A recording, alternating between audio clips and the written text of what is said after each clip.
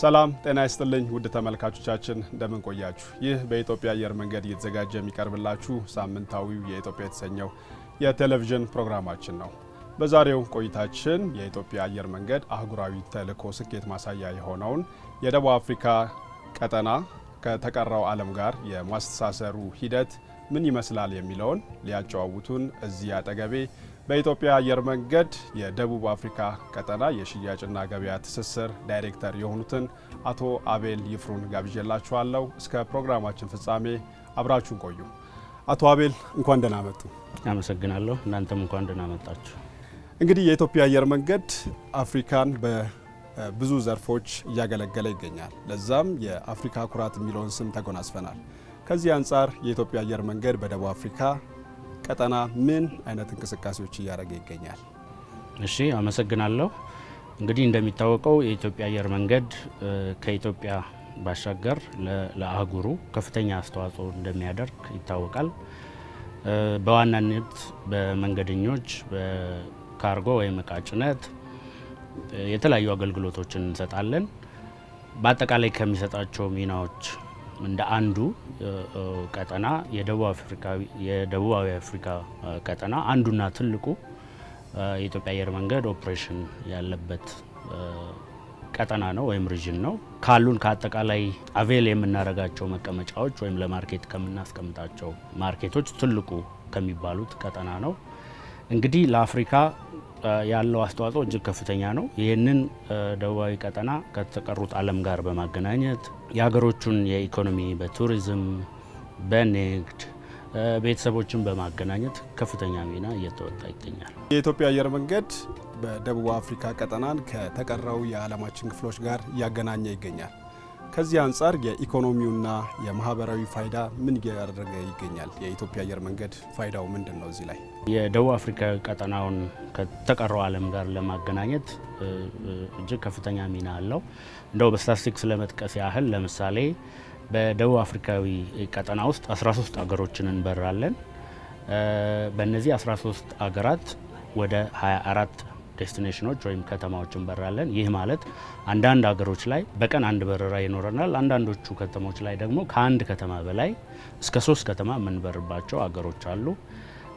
አንዳንዶቹ ላይ ደግሞ በቀን ከአንድ በላይ ፍሪኩዌንሲ ወይም ድግግሞሽ ያለባቸው ከተሞች አሉ። እስከ 3 እስከ 5 ድረስ ድግግሞሽ ያለባቸው ሀገሮች አሉ። ለምሳሌ ይህንን በሳምንት ብናየው በደቡብ አፍሪካዊ ቀጠና 192 ዋን ዌይ ወይም አንድ ቀጥታ የምንለው ምልልስ እናደርጋለን። ያ ማለት በሁለት ስናባዛው ወደ 394 ምልልሶችን እናካሂዳለን። ይሄ በመንገደኛ አውሮፕላን ብቻ ነው።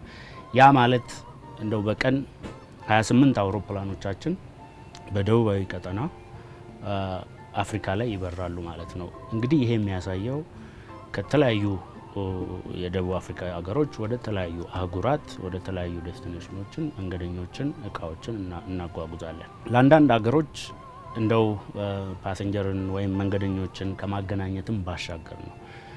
በደቡብ አፍሪካ ሀገሮች የተለያዩ ሀገሮች የተለያየ አይነት የኢኮኖሚ ዲፔንደንስ ያላቸው አሉ። ለምሳሌ በቱሪዝም የሚታወቁ ሀገሮች አሉ። እንደነ ደቡብ አፍሪካ፣ እንደነ ቦትስዋና፣ እንደነ ዛምቢያ፣ እንደነ ዚምባብዌ ቪክቶሪያ ፎልስ አይነት ሀገሮች አሉና ለነዚህ የኢትዮጵያ አየር መንገድ ከፍተኛ የቱሪዝም ፍሰቱን ከሚያሳልጡ አየር መንገዶች ዋናው አየር መንገድ ነው። አንዳንድ ጊዜ የነዚህ የቱሪዝም ገቢያቸው በዋናነት የኢትዮጵያ አየር መንገድ ላይ ነው የተመሰረተው ብንል ማጋነን አይሆንም።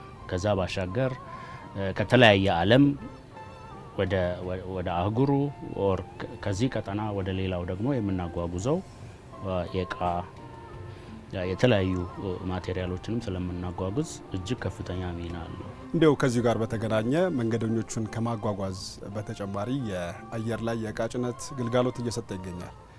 ይህ ምን ደረጃ ላይ ነው ያለው? ባለፉት 7 ወራት የኢትዮጵያ አየር መንገድ ከደቡባዊ ቀጠና ወደ ተቀሩት ዓለማት 1.8 ሚሊዮን መንገደኞችን አጓጉዟል። ያ እንግዲህ ቤተሰቦችን ከማገናኘት ለቱሪዝም የሚመጡትን መንገደኞችን ከማጓጓዝ አንጻር በቀጥታና ቀጥታ ባልሆነ መንገድ በአገሪቱ ላይ የሚያመጣው ኢኮኖሚ አለ። በቱሪዝም ውስጥ ያሉ ትስስሮች፣ ሆቴሎች፣ ሌሎች የትራንስፖርት አገልግሎቶችን ሁሉ የሚዳስስ ይሆናል። በጃንዋሪ ወር ወይም በጥር ወር ብቻ ደግሞ ብናየው ወደ 255,000 መንገደኞችን ከዚህ ቀጠና ወደ ተለያየ ዓለም አጓጉዘናል። ወደ ሁለተኛው ጥያቄ ስመጣ በካርጎ ዘርፍም ከፍተኛ ሚና ተጫውተናል። ባለፉት 7 ወራት ወደ 12,000 ቶን የዕቃ ጭነቶችን ከደቡብ አፍሪካ ወደ ሌላው ክፍላተ ዓለም ማጓጓዝ ችለናል። ባለፉት 1 ወር ብቻ ደግሞ ወደ 947,000 ኪሎግራም ወይም ወደ 1 ሚሊዮን ኪሎግራም የሚደርስ እቃዎችን ከደቡብ አፍሪካዊ ብቻ ወደ ሌላው ዓለም አጓጉዘናል። ይህ የሚያሳየው እጅግ ከፍተኛ እምርታ እንዳለውና ለሀገሪቱም ለኢትዮጵያም እንደ ኢትዮጵያ አየር መንገድ እንደ ኢትዮጵያም እንደ ሀገር እና ለተቀሩት የአፍሪካ ወንድሞቻችንም ከፍተኛ አስተዋጽኦ እያደረግን ነው። የኢትዮጵያ አየር መንገድ እንደሚታወቀው በመላ ዓለም የመዳረሻ ጣቢያ እያሰፋ ይገኛል። ለመሆኑ በደቡብ አፍሪካ የመዳረሻ ጣቢያን ጨምሮ እንዲሁም አገልግሎቶችን ለማስፋት ምን እየተሰራ ይገኛል? ለወደፊትስ የታሰበ ነገር ካለ ለተመልካቾቻችን ቢገልጹልን። እንግዲህ የኢትዮጵያ አየር መንገድ አንዱ መታወቂያው ሰስቴናብል ግሮዝ የምንለው ወይም ቀጣይነት ያለው እድገት አንዱና ዋናው መገለጫው ነው። በዚሁ ዘርፍ በደቡብ አፍሪካ ቀጠናም የተለያዩ የምናደርጋቸው መስፋፋቶች፣ እቅዶች አሉ። አንዳንዶቹን አዳዲስ እቅዶች፣ አዳዲስ የማንበርባቸው ጣቢያዎች ሊሆኑ ይችላሉ። እድገትን በሁለት መልኩ ነው የምንገልጸው። ለምሳሌ ዲፕኒንግ የምንለው አለ። ባለን አገሮች ላይ ፍሪኩዌንሲ መጨመር ወይም ድግግሞሹን መጨመር ሊሆን ይችላል።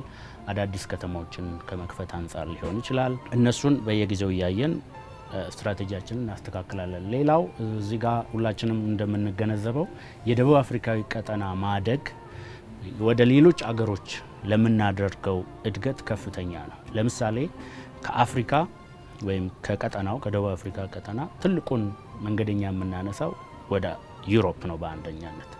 ከዛ ሚድል ኢስት፣ አፍሪካ በራሱ ኤዥያ፣ አሜሪካ እያለ ይሄዳል። ስለዚህ ደቡባዊ አፍሪካ ላይ የምናደርገው መስፋፋት ወደ ዩሮፕ ወይም ወደ ሌላው ዓለም ለምናደርገው መስፋፋትም ቦትልኔክ እንዳይሆን ከፍተኛ አስተዋጽኦ አለው።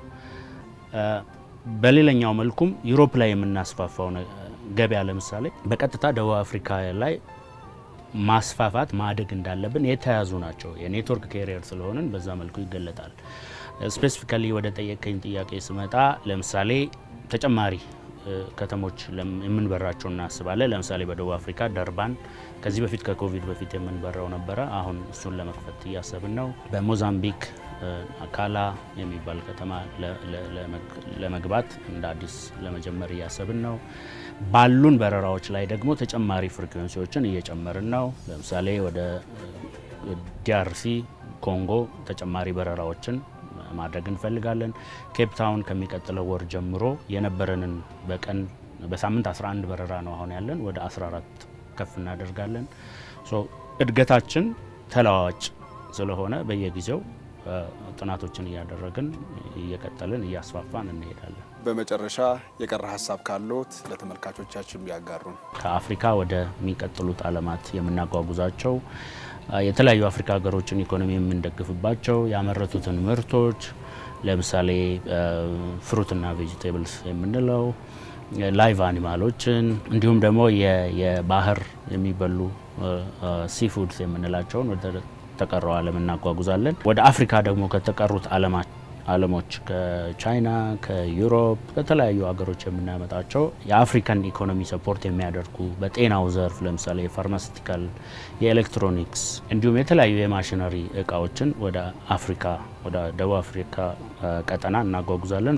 መጀመሪያ ወደ ተነሳ ነው የኢትዮጵያ አየር መንገድ ዓላማ የተለያዩ ቀጠናዎችን ከተቀረው ዓለም ጋር ኢኮኖሚውን ሰፖርት ማድረግ፣ ሰውን ማጓጓዝ ከሚለው ጋር እንደው የተወሰነ ነገር ለመጨመር ነው። አቶ አቤል ይፍሩ ለሰጡን ሙያዊ ማብራሪያ በተመልካቾች ስም እጅግ አድርጌ አመሰግናለሁ። እኔም እጅግ አድርጌ አመሰግናለሁ።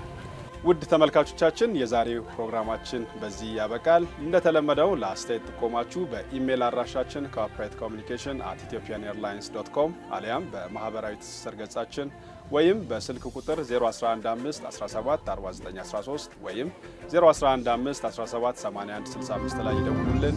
ሳምንት በተመሳሳይ ፕሮግራም ጠብቃችኋለሁ። አብሬያችሁ የቆየሁት ቶማስ ገብረ ገርሞስ። ጤና ይስጥልኝ።